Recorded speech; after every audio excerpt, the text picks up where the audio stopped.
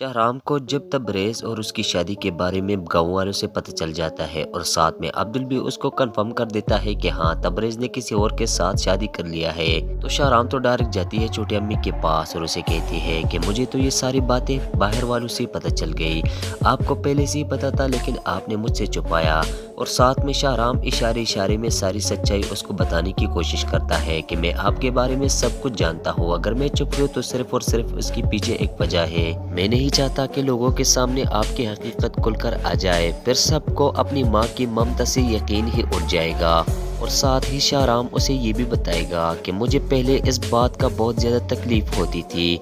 कि मानूर इस तरह से डायरेक्ट अचानक हमारे हवेली से क्यों चली गई है, लेकिन मुझे अब ये भी कंफर्म हो गया है कि उसके पीछे भी सिर्फ और सिर्फ आपका ही हाथ था। मैंने आपको हमेशा अपनी अम्मी की तरह ही चाहा है, बल्कि उससे बढ़कर आपसे प्यार किया है, लेकिन बदले में आपने मेरे साथ इतना सब कुछ कर दिया। मैं साथ में शहराम अपनी अम्मी से ये भी कहेगा कि अगर आपको इतनी ही मालो दौलत चाहिए थी तो आप मुझे एक बार कह तो देती, मैं आपके सामने पूरी जहां ला के रख देता, लेकिन आपने मेरे पीठ पीछे इस तरह से प्लान बनाने की कोशिश की। इस बात का मुझे काफ़ी दुख है और मैं ज़िंदगी भर इस बात को नहीं बोल पाऊंगा। लेकिन शहराम को इस बात का अभी अंदाज़ा नहीं है कि उसके अब्बा का कातिल भी सिर्फ और सिर्फ उसकी छोटी अम्मी है। ड्रामे में आगे चलकर शहराम को जब इस सच्चाई के बारे में पता चलेगा तो वो सीन काफ़ी ज़्यादा देखने लायक होगी। तो मज़ीद ड्रामा रिव्यू के लिए हमारे चैनल को सब्सक्राइब कर दे। Thanks for watching video.